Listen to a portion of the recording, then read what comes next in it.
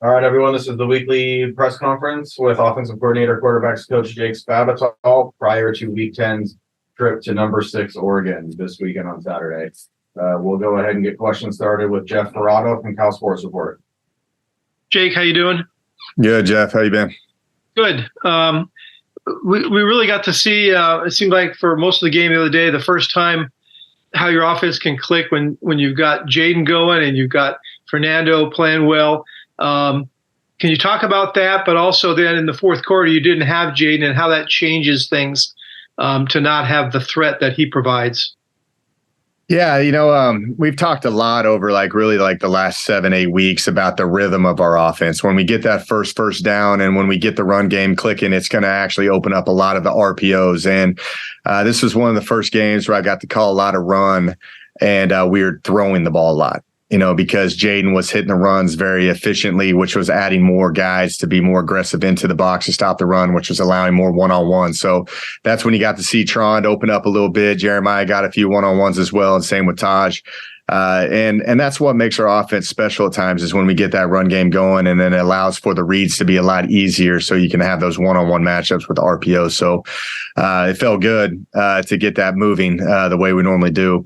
Or how we've shown that in the past before with the offenses that I've ran. But you look at Jaden, though, with Jaden not being in there in the fourth quarter, they know that does take a significant hit. Jaden's a very dynamic player and obviously a very explosive player. If you look how that run game was hitting, especially in that first quarter, the explosive nature of his run game, especially playing at a high tempo, Jaden was very successful. I think what he have over 150 yards rushing. A lot of that happened really in the first half.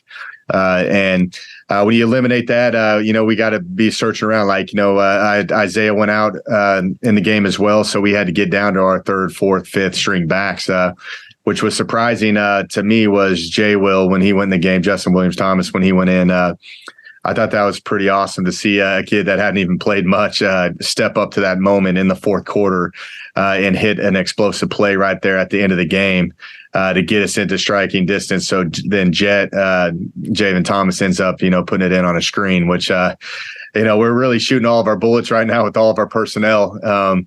But, not having Jaden does take off the edge just of how well that offense was clicking in the first half. We had to move and shake a little bit more when we got into that third and fourth quarter.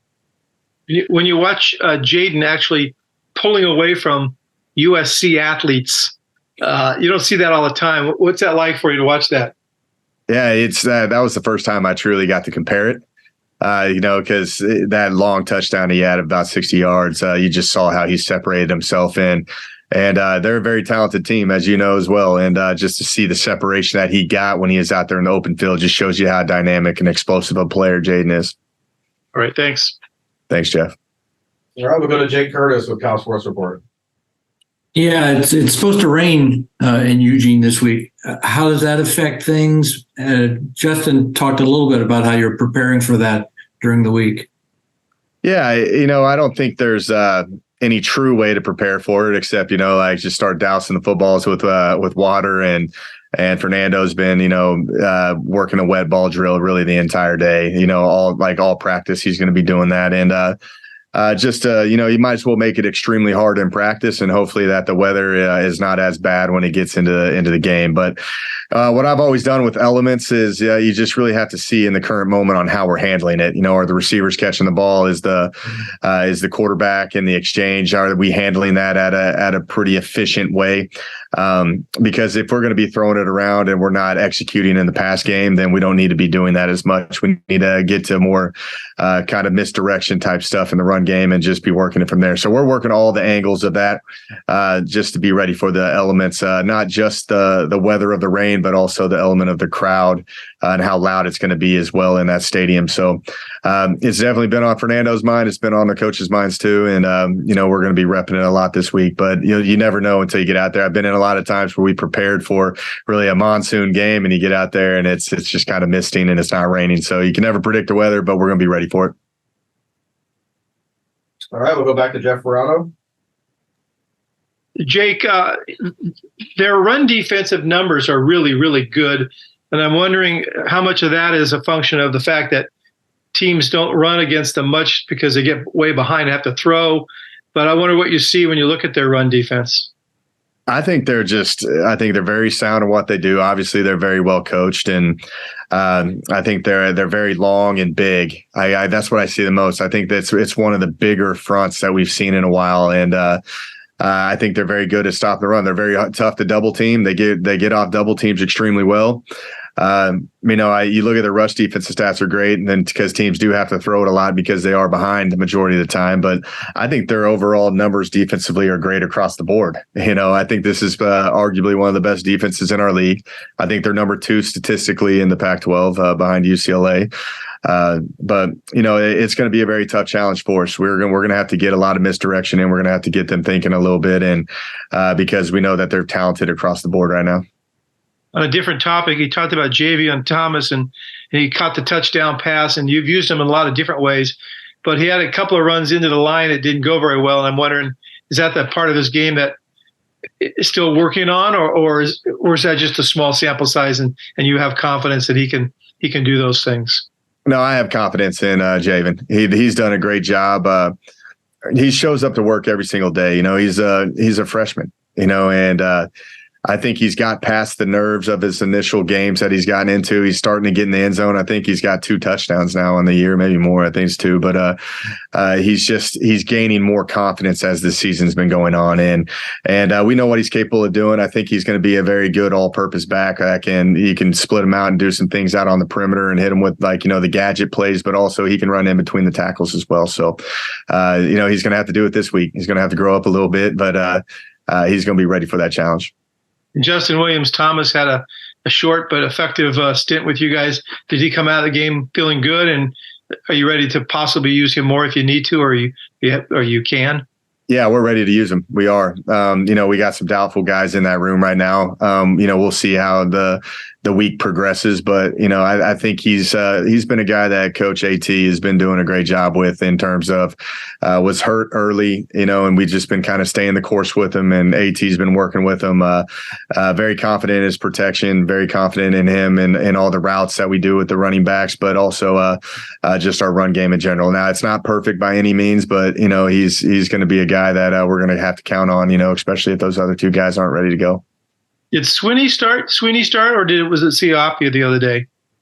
Vati started, yeah. Siawape started. We're moving around a lot with that, with Wyckoff and Bastion. That's why you have a 3-man rotation at the guard position. So you'll see a lot of Bastion in this game as well. All right, thank you. Thanks, Jeff. All right, guys, if you have any final questions, go ahead and put it in the queue now. All right, we'll go to Steve Croner at the SF Chronicle. Yeah, Jake, how you doing? Yeah, Steve, how you doing?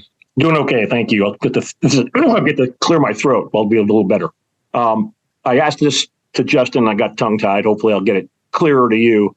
That is, few people ask me, some Cal fans, with Fernando playing so well these past 3 games, why was he not the starter at North Texas? And you can make a case like Aaron Rodgers. For 3 years, he sat behind Brett Favre, and maybe the 3 years sitting behind him made him as successful as he was once he got to play. But some guys, once they get in, they're ready to go.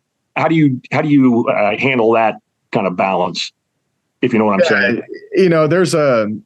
I'm saying we document everything, every single rep that they do, every single throw, but by accuracy, what unit they're going with, the first unit, the second unit, the third unit.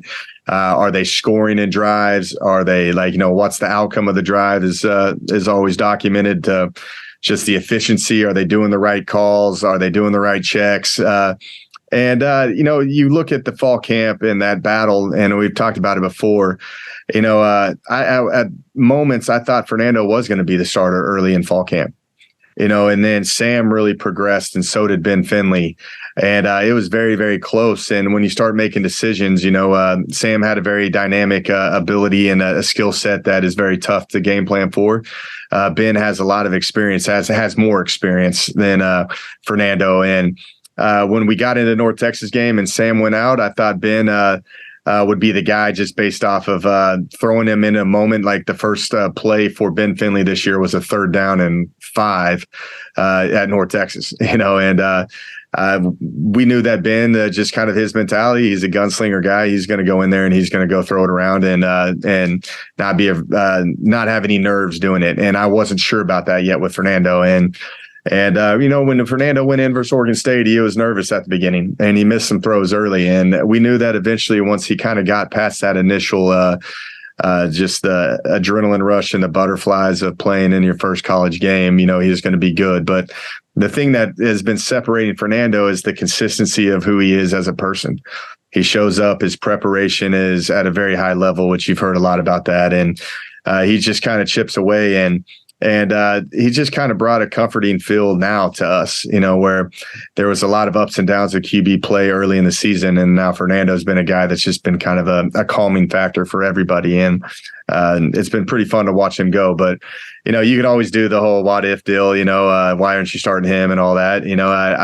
I think there's a lot of opinions, a lot of meetings that are put into place, to make the decision on who the starting quarterback. It's not just one person. It's also our team captains and our leadership councils and our coaches and everything of that nature as well. So there's a lot of discussion. It's not just one person going, all right, he's the starter and go from there. But really pleased with how Fernando's playing now. It's been a breath of fresh air, especially kind of what Jeff was talking about, where this is how the offense has looked, and how it should look. And Fernando understands how it is, and he operates it at a high level. And I think he's still making mistakes, but it's not as drastic, as in the past. And we can still stay on course with our offense. So very pleased with how Fernando's going right now.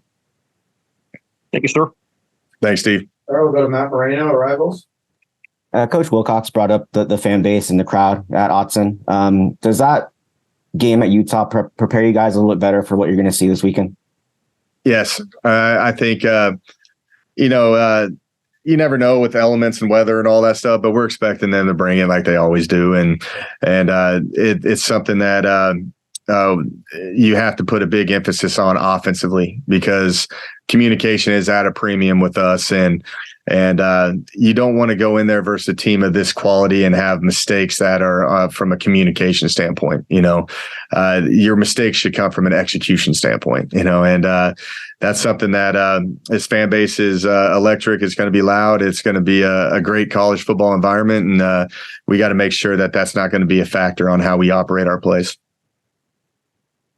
And then we'll go to Jeff Ferrado for our last question. Yeah, a couple quick ones if I can, Jake. When we were talking to Peter, he talked about that Cade Uluwave came over and worked at running back for a little while, a week or two maybe. He thought after the Auburn game, when you guys were a little banged up at running back.